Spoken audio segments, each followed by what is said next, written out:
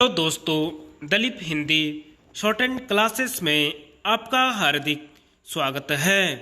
दोस्तों, आज की डिक्टेशन रामधारी गुप्ता खंड 2 से बोली जाएगी।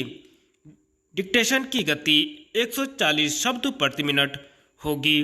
डिक्टेशन स्टार्ट करते हैं 5 सेकंड बाद।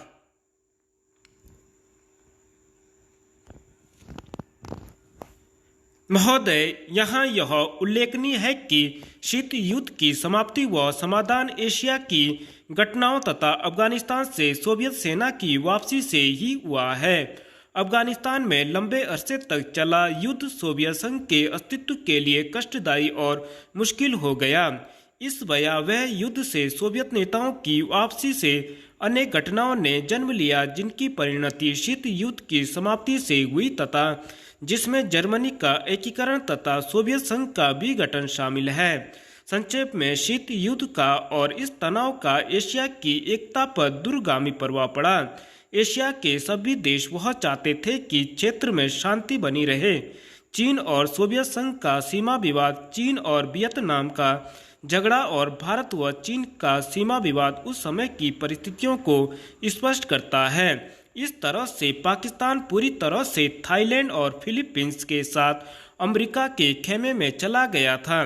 जापान अपने आर्थिक और व्यापारिक संबंधों के कारण पश्चिम के देशों में सामीप्य स्थापित कर रहा था। इससे एशिया की एकता को एक नया धक्का लगा है, क्योंकि एशिया के देश अलग अलग खेमों में बंट गए थे। 1960 के दशक में एक नया मोड़ आया, जब शीत युद्ध के समय में आसियान के नाम पर एक नए गुट का प्रादुर्भाव हुआ। इसमें दक्षिणी पूर्वी एशिया के देशों में नए आर्थिक और सुरक्षा संबंधी प्रयास किए गए। इन देशों में सांस्कृतिक एकरूपता की वजह से भी एक नए गुट ने जन्म लिया।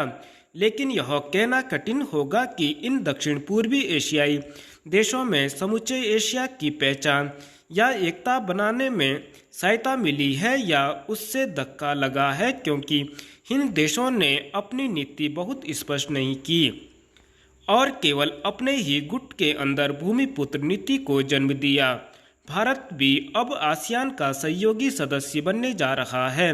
भारत की पहल से दक्षिण एशियाई सहयोग संगठन सार्क की स्थापना सन 1985 में की गई, जिसके फलस्वरूप पड़ोसी देशों के आपसी सहयोग के लिए नया वातावरण तैयार हुआ।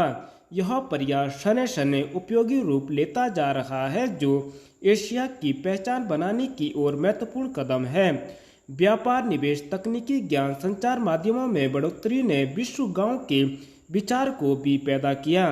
बढ़ते हुए व्यापार, निवेश, संचार एवं विज्ञान की आधुनिक तकनीकों ने पूरी दुनिया में एक दूसरे पर निर्भर रहने के नए विचारों को जन्म दिया।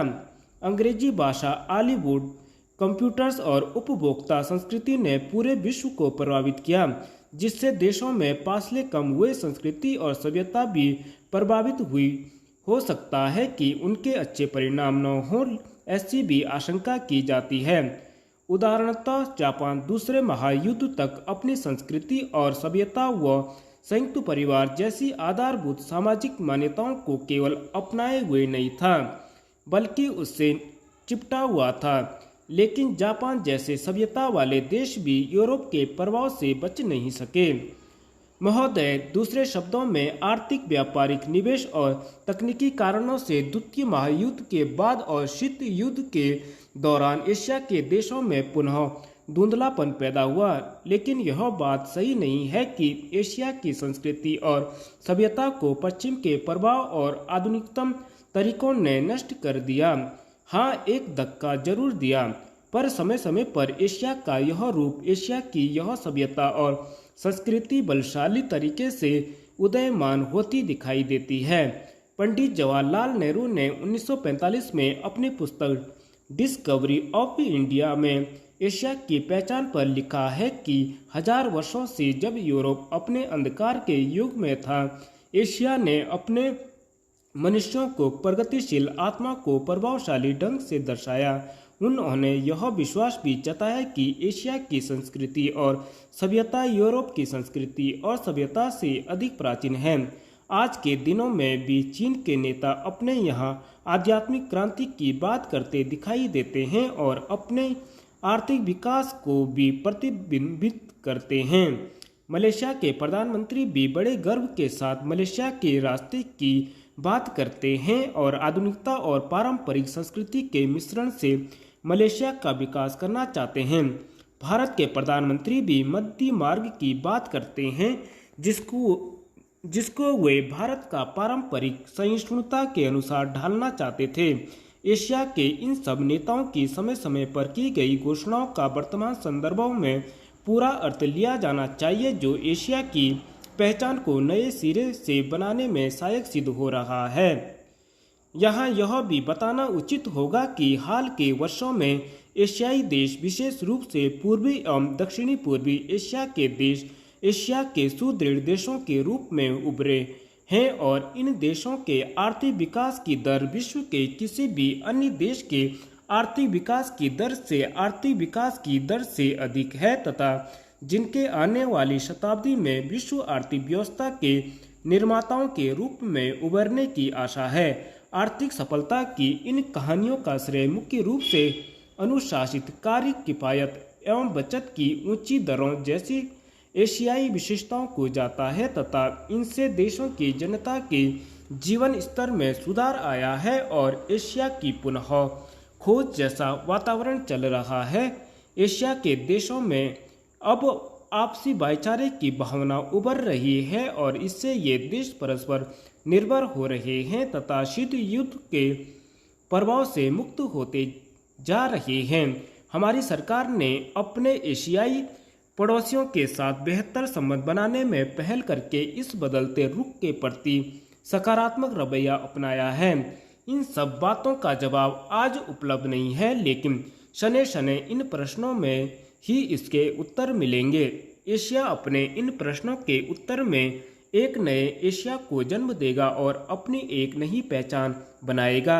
यूरोप और अमेरिका के आधुनिक औद्योगिक विकास में फर्क नजर आता है। महोदय, बच्चे किसी भी देश के भविष्य होते हैं, यह यथार्थ सत्य है और सदियों से इस ओर विशेष ध्यान देने की आवश्यकता पर बल दिया गया है। जन्म से लेकर बच्चों के स्वास्थ्य, रहन सहन और उनकी शिक्षा को लेकर उनके माता पिता का चिंतित होना स्वाभाविक है, लेकिन तेजी से अपनी जड़ें जमा रहे भौतिकवाद ने हर छोटे बड़े समाज के सामने ऐसे कई सवाल खड़े कर दिए हैं कि बच्चों को किस तरह उनका हक दिलाया जाए जिससे वे आगे चलकर मजबूती और आत्मविश्वास के साथ समाज के सजग प्रहरी बन सकें। पिछले कुछ दशकों से बच्चों के भविष्य को लेकर उपजी चिंताओं ने वैज्ञानिकों और मनोवैज्ञानिकों को शोध और अनुसंधान के लिए बाध्य किया है। नित्य नई नई समस्याओं ने माता पिता को दुविधा में डाल दिया है। एक ओर जहां जीवन यापन के लिए महिलाएं भी पुरुषों की तरह कमर कसकर घर की चार दीवारी से बाहर निकल रही हैं, वहीं इसके कारण सदियों से चली आ रही सामाजिक संरचना गड़बड़ाने लगी है। आजीविका कमाने और अत्यधिक सुख वैभव की चाहत ने हर दंपति को जीवन शैली बदलने पर मजबूर कर दिया है। समाज में हो रहे इस बदलाव के कारण बच्चे सबसे ज़्यादा उपेक्षित होने लगे हैं। अब तक की तमाम रिपोर्टों के मुताबिक यह स्पष्ट है कि अगर बच्चों के प्रति माता पिता की उदासीनता इसी प्रकार बढ़ती रही तो आने वाला वक्त तमाम परेशानियों के कारण जटिलता भरा हो जाएगा। बच्चों के सर्वांगीण विकास के लिए सबसे पहली समस्या सामने आती है, वह है उनका स्वास्थ्य। माता पिता अपने बच्चों के स्वास्थ्य को लेकर चिंतित रहते हैं। अपने सामर्थ्य के अनुसार वह कम से कम बच्चों के खाने पीने में कोई कोर कसर बाकी नहीं रहने देना चाहते। इस प्रयास में अक्सर यही देखा गया है कि माता पिता खाने पीने के मामले में बच्चों पर मनोवैज्ञानिक दबाव रखने में लगे रहते हैं। उनकी कोशिश यही रहती है कि उनका बच्चा हमेशा खाता पीता रहे और फिर यह होता है कि बच्चे के खाने पीने का कोई समय निर्धारित नहीं हो पाता और उनकी आदतें बिगड़ जाती हैं। असमय खाने पीने के कारण कई प्रकार की समस्याएं पैदा होती हैं। इन बच्चों में मोटापा होना प्रमुख है अगर आंकड़ों पर नज़र डालते तो पता चलता है कि विकसित देशों में खास तौर से बच्चों का मोटापा चिंता का विषय बनता जा रहा है। पिछले 5 दशकों से खास तौर से अमेरिका में मोटापे के शिकार बच्चों की संख्या दुगुनी हो गई है। कुल मिलाकर 6 से 17 वर्ष की उम्र के ऐसे अमेरिकी बच्चों की संख्या लगभग 47 लाख थी। यही नहीं, इस उम्र के मोटापे के शिकार बच्चों का कुल औसत 10.9% था। ऐसे बच्चों की प्रतिशत औसत की तुलना में 2 गुना से अधिक थी। इनमें मोटापे के शिकार बच्चों की संख्या पिछले 10-12 सालों में काफ़ी तेज़ी से बढ़ी है। धन्यवाद।